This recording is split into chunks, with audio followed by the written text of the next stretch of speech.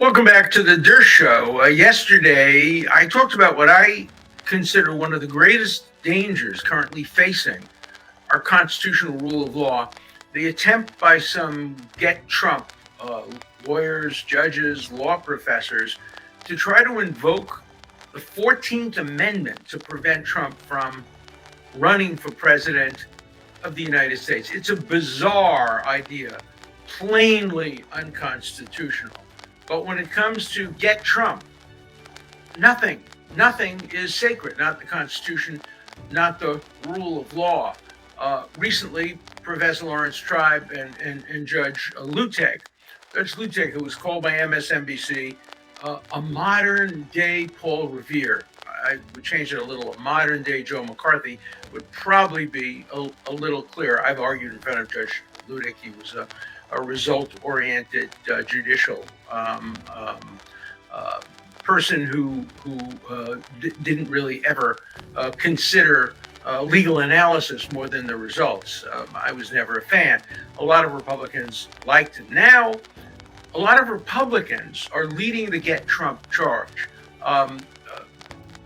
30 or so more of them, former Republican professors, judges, etc., wrote a brief, an amicus brief to the court in the District of Columbia, urging them to rush to injustice by putting Trump on trial on January 2nd, which would be so clearly unconstitutional. As I've said, if I were one of the lawyers in that case, I would stand in front of the judge and say, sorry, Your Honor, I'm not trying this case on January 2nd.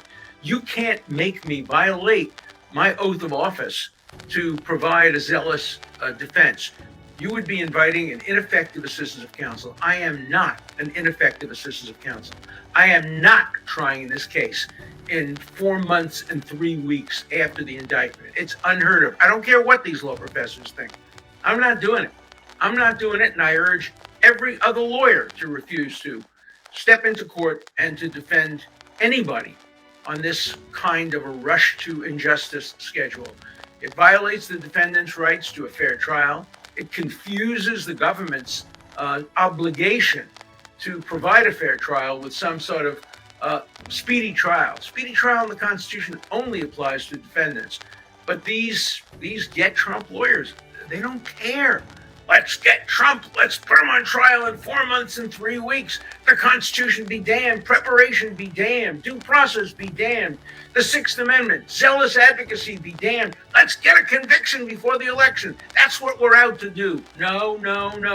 That's why the Constitution was written, to stop zealots like you from destroying the Constitution. It was Louis Brandeis who once said the greatest danger to democracy lies with people of goodwill, zealous, but without understanding. That's a compliment. You guys understand. You're just distorting justice. You understand. You're smart enough to know what you're doing. It's no excuse. The Brandeis argument is no excuse. You're not ignorant. You're malicious. And that's much, much, much worse. So now they probably will fail in their effort to bring this to trial before the election. Maybe they'll succeed. Some places, maybe they won't. The goal is to get a conviction before the election, and then they know there'll be reversals of the convictions, but that will happen after the election. So it won't affect the election. The appeal or reversals won't. Only the convictions will. Even the indictments were designed and timed to influence the election, and they are influencing the election. They're making Trump more popular, probably among Republicans, and probably less popular among independents, but we're not too sure of that. But they have a backup plan, and the backup plan is so insidious and so dangerous to democracy. I've mentioned this to you. I have to repeat it very briefly. They point to Section 3 of the 14th Amendment that says no person shall be a president of the United States having engaged in insurrection or rebellion. And Tribe and Ludick have ridiculously said this is self-enforcing. It's like the 35-year-old requirement. You have to be president. No. You don't need a jury trial to determine whether somebody's 35. Just look up the birth certificate. You do need a process to determine whether somebody is engaged in insurrection or rebellion. That's a very complicated issue. You can't just say, whoops, any Secretary of State, no matter who it is, no matter what state, can simply declare, I think President Trump engaged in this conduct and I'm going to take him off the ballot. You can't vote for him. That's not due process. That's not the Constitution. That's get Trump. But I discovered something. It's interesting. When you reread the Constitution, it's a little bit like reading the Torah or the New Testament or the Quran. When you read it over and over again, you actually see things that you never saw before. So I have now seen something in this article of the Constitution that, as far as I know, nobody has pointed out. So far, everybody has assumed that this provision, Section 3, is a disqualification provision. That's the word that's been used. Disqualifying a candidate from running for office. How many times have you heard that? Trump is disqualified. Tribe says so. Lutek says so. He's disqualified. That's not what the Constitution says. It doesn't talk about running for office. Yep, let me say it again. It doesn't talk about running for office. It talks about serving in office. Let me read it to you. No person shall be a senator, etc., a president. No person shall be. It doesn't say no person shall run for. It doesn't say no person shall be a candidate for. It says no person shall be a president. No person shall be a president. Now, what does that mean? What that means is that this could be used against a sitting president. It could be used against Joe Biden today. If you get people in Congress or anywhere else saying, we think Joe Biden has engaged in insurrection or rebellion. Well, that stuff with Burisma, it sounds a little like treason. He was putting the interests of his son before the interests of the government. What about the open borders? It's all nonsense. It's all nonsense. None of it constitutes an insurrection or rebellion, but neither does what President Trump did, a speech in front of the Capitol in which he says, or in the other area near the Capitol, where he says, I want you to have your voices heard peacefully and patriotically. That's not an insurrection. That's not a rebellion. But some Secretary of State may say it is, and some Secretary of State may say the same thing about Biden. But so think about the implications of what this absurd, dangerous argument. The implications are this. This provision can be used instead of impeachment. It can be used against any sitting president, any sitting senator, any sitting congressman, any sitting mayor, any sitting tax collector, any sitting dog catcher. Look what it says. It says, as an officer of the United States or member of any state legislature or as an executive or judicial office of any state, anything, shall not hold any office, civil or military, under the United States or any state if they, in the view of somebody, engaged in an insurrection or rebellion. It was easy after the Civil War. The people who fought against the United States were proud of it. They were walking around with their Confederate uniforms. They were flying the Confederate flag. Daughters of the Confederacy, mothers of the Confederacy, veterans of the Confederacy. Nobody was hiding the fact that they fought for the South. They were proud of it. So you didn't need a process for disqualifying them. Oh, there's that guy. Remember him? We've seen his picture. He was holding the Confederate flag. He was fighting the United States. Nah, you can't serve in office. But you try to bring that forward 100 and some years, and you accuse somebody of insurrection or rebellion or giving aid or comfort to the enemies thereof, giving aid or comfort to the enemies.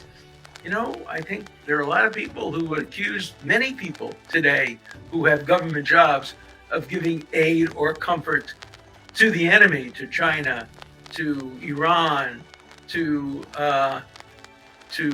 Russia. And there are some people who say, well, our enemies are X, Y, and Z, even though they haven't been declared enemies. So it's an alternative to impeachment. So listen to the logic of what Tribe and Ludick and the others are saying. They're saying The framers of the Constitution went to incredibly great lengths to set out the provisions for impeachment in the Constitution. Section 4, the President, Vice President, all other officers of the United States shall be removed from office on impeachment for conviction of treason, bribery, or other high crimes and misdemeanors. And there has to be a trial in the Senate. 2/3 of the Senate has to agree. And the Chief Justice has to preside over the impeachment trial of a president. That's the procedure. Now, framers of that provision left something out. What if the person didn't commit treason, bribery, but is totally incompetent? What if he's unconscious? What if he's in a coma? What if he's had a stroke, like Woodrow Wilson did? So they wrote the 25th Amendment. The 25th Amendment has an even greater sense of procedural protections to remove a person from the presidency. First, his cabinet has to agree. Then it goes through all kinds of steps, and I'm not going to bore you with them, but it's never been used, and it probably never will be used except if a person has a disabling stroke. The key point about both provisions, the impeachment provision and the disability provision, is they both require bipartisan support. You cannot do it simply if one party wants it. You have to have both parties agreeing. What about the 14th Amendment? No. All you have to do, according to Tribe and Ludick, is a Secretary of State, a partisan Secretary of State, a Democrat who wants to become the governor, says, I'm going to disqualify him. I'm not going to let him run for office. Or a member of the Senate or House says about a sitting president, I think he engaged in insurrection or rebellion. We're not going to invite him to give the State of the Union message. Or a Chief Justice saying, I'm not going to give him the oath of office even though he's elected. Do you think that the framers of the 14th Amendment actually wanted to circumvent the procedures for removing a sitting president? The procedures are so daunting. The impeachment procedures, 2/3 of the vote, presiding by the Chief Justice, etc. The disability provision, even more daunting. But no, we don't have to use any of those. All we need is one person self-enforcing, saying, oh my God, the guy is engaged in a rebellion, and therefore, read the words, no person shall be, not shall run for, not shall be a candidate for, but shall be a senator, representative, or president. No person shall be. So we've been misled by the Ludicks, the Tribes, and the others. We've been misled into thinking this is a disqualification provision for a candidate. No! It's a removal provision for a sitting president and sitting senator. Shall be is the current tense. Shall be. You can't be the president, even if you've been elected. If you have committed, not if you've been convicted of anything, but if you have, read the words again, if you have engaged, this says engaged, it doesn't even say convicted. If you have engaged in insurrection or rebellion, or given aid or comfort to the enemies thereof. You know what it says about the intelligence of the framers of the 14th Amendment, if you interpret it that way? Tribe and Ludick were on CNN the other day. Of course, CNN has never presented the opposite point of view. They only present one point of view, and they laud these people as the greatest constitutional scholar in history. Tribe's not a constitutional scholar. Let's be clear about that. He's a constitutional prostitute. He's a constitutional lady of the night. He's a constitutional for sale. He'll sell his constitutional opinions to the Democrats. He will distort the Constitution. He will create a new Constitution and claim it's part of the Constitution. He'll change his mind from what he wrote in his book. He'll do anything he has to do to support the Democrats. He wanted to impeach Trump before he got into office. I mean, that's how zealous this guy is. He is not a constitutional scholar. Scholarship requires neutrality. It requires objectivity. It requires passing the shoe on the other foot test. It requires coming up with ideas that are equally applicable to Democrats and Republicans. That's what scholars do. Scholars don't serve as paid mouthpieces for hire. That's what Tribe is doing. And tragically, that's what Ludick is doing. Ludick used to be highly respected. He was a member of the Federalist, I think he was, of the Society. He was regarded as the conservative judge. He was this close to being appointed to the Supreme Court by a Republican president. But turns out he's nothing of the kind. He's just another result-oriented hack who is prepared to say whatever it takes to get the results he wants, and that result includes get Trump. Get Trump. If you can get Trump, no matter what you have to do to the Constitution, you can get on television, look very, very serious and say, well, I'm a constitutional scholar. I've been a professor at Harvard. I've been a federal judge. And let me tell you, the Constitution says you can remove a president or you can require a president not to be able to run for office based on a self-enforcing mechanism enforced by a Secretary of State or a local governor or an election counter. One person can take the person off the ballot. Oh, but don't worry, that person can sue. Well, how do you know? How do you know the courts will recognize this case? How do you know they won't say it's a political question? How do you know it will get resolved by the courts in time to decide the election? Won't do any good to have the Secretary of State take Trump or anyone else off the ballot, and then a week after the election, whoops, mistake, sorry, he should have been on the ballot. Now, you can't undo elections. Elections are mandated for a particular day and time. You know, if you think I'm getting angry, you're absolutely right. I have never seen scholarship and judicial issues so distorted by partisans than this situation. This is so obvious on its face, and yet hundreds of academics are going to support this position. It's like the time I defended President Trump in front of the Senate. I was right. Virtually everyone knew I was right when I said to impeach a president, you have to prove treason, bribery, or other high crimes and misdemeanors, by which the framers meant criminal type behavior akin to treason and bribery. They all knew I was right, but they were willing to look in the camera and say, he's wrong because it's about Trump. They didn't say that. They just said he's wrong. They attacked my scholarship. One of the professors at Harvard had said you need to have a crime, but as soon as I tried to use it for Trump, he then said, oh, I didn't mean that. I didn't mean it could be used for Trump. God forbid, I would never get tenure at Harvard. I'd never be allowed to teach if I actually said that I am presenting a historical defense that might benefit Trump. No, I didn't mean that. I meant you have to commit a crime, except if you're Donald Trump. If you're Donald Trump, then maybe you don't have to commit a crime, and maybe you've committed a crime. But no, don't let anybody use my article in defense of Trump. That's not scholarship.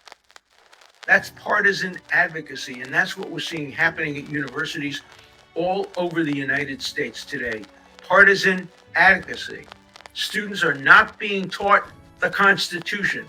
They're being taught how the Constitution can be manipulated to get Trump, how the Constitution can be manipulated to serve the ends of progressive, woke Democrats. That's what our young people are being taught today, and I'm very worried about the future.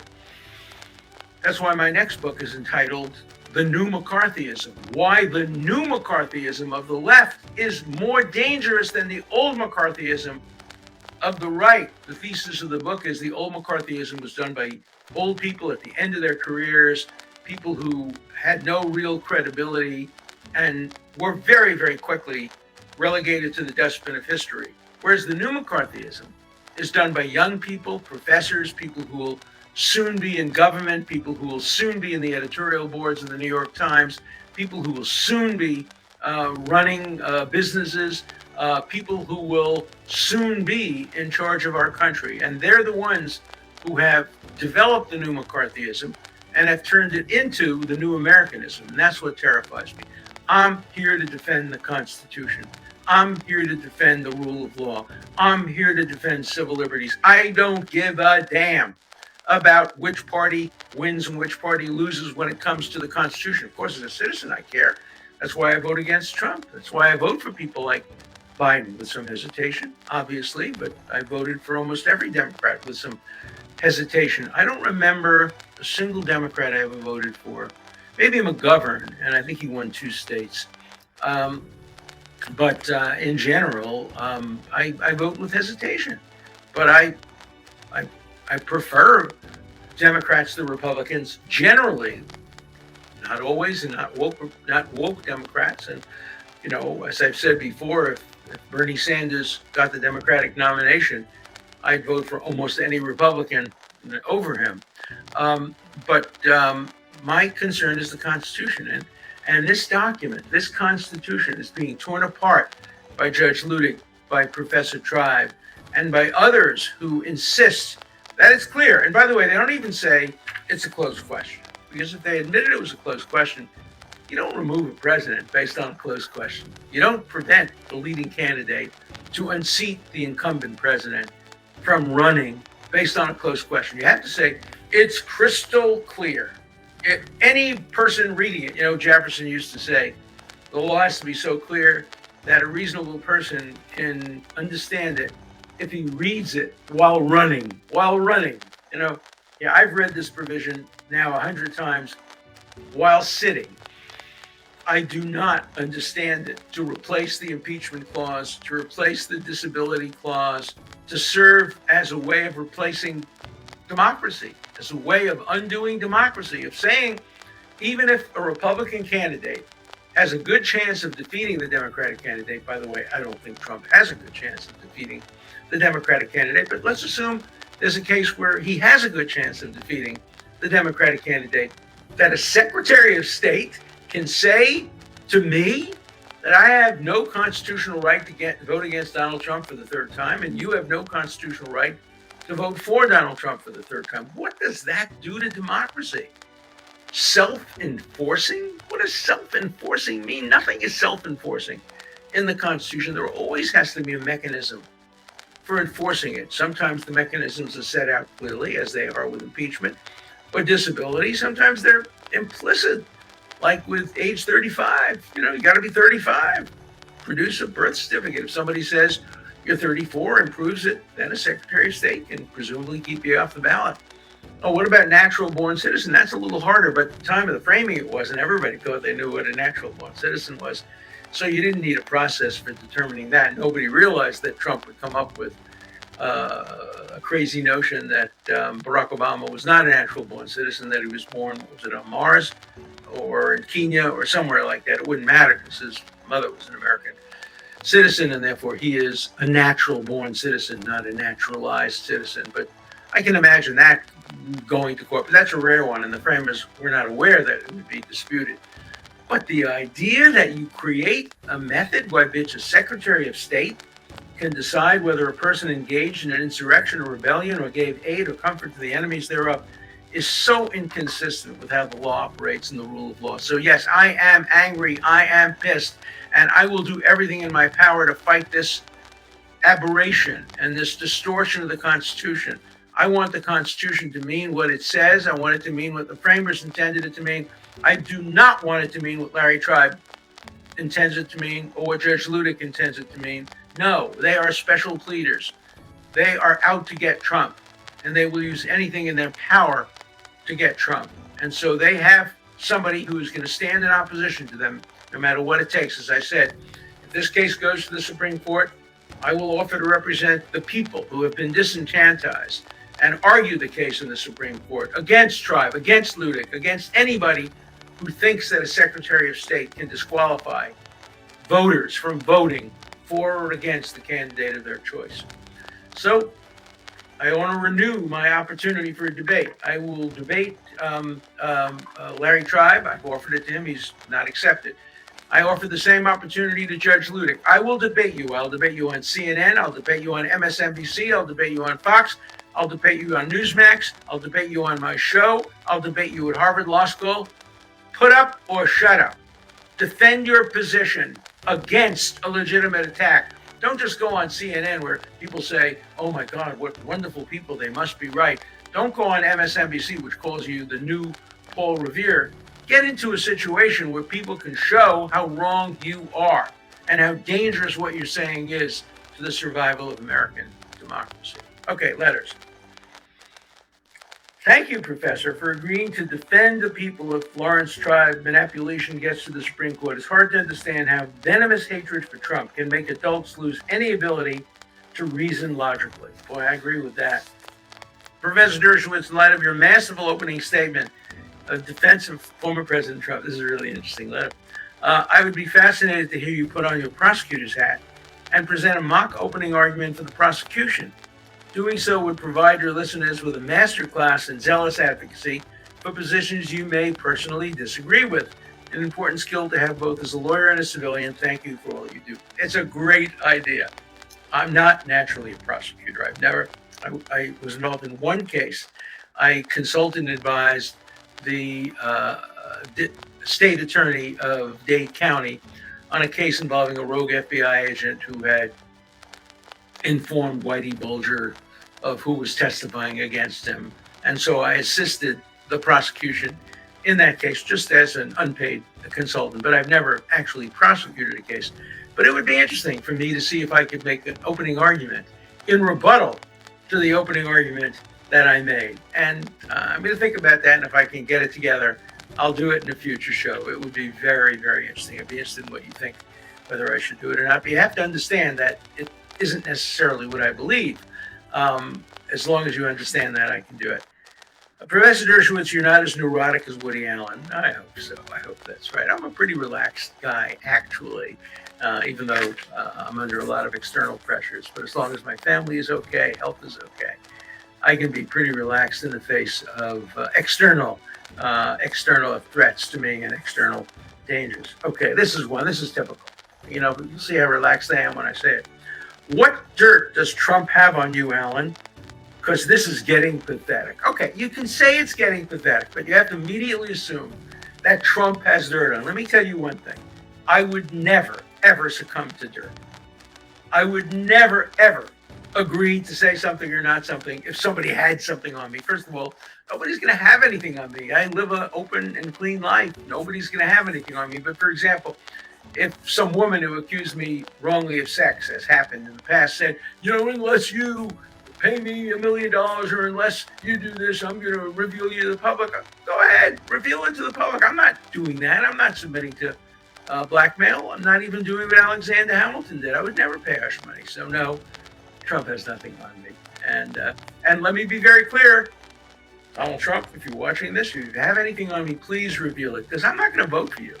So you can't, for example, hold it over me and say, you better vote for me or I'll reveal it. No, reveal it. Go ahead. Reveal anything you have on me. Okay? Let's see. This is interesting. A communist system, this is a quote from Alexander Solzhenitsyn. A communist system can be recognized by the fact that it spares the criminals and criminalizes the political opponent. Well, if the shoe fits, I don't think we're a communist country. I don't think we're a tyranny. I don't think we're a banana republic. But we're a few steps closer to a banana republic today than we were a month ago. And I think Tribe and Ludic each deserve a banana because they're pushing us toward a banana republic, giving a Secretary of State the right to determine who we can vote for and who we can't vote for. That deserves a banana each. So you're getting it. Alan, would you agree if this goes to the Supreme Court, the prosecution case will not hold water? Absolutely. But the question is, will it get to the Supreme Court? Will they take the case? Will they take it in a timely fashion? That's the question.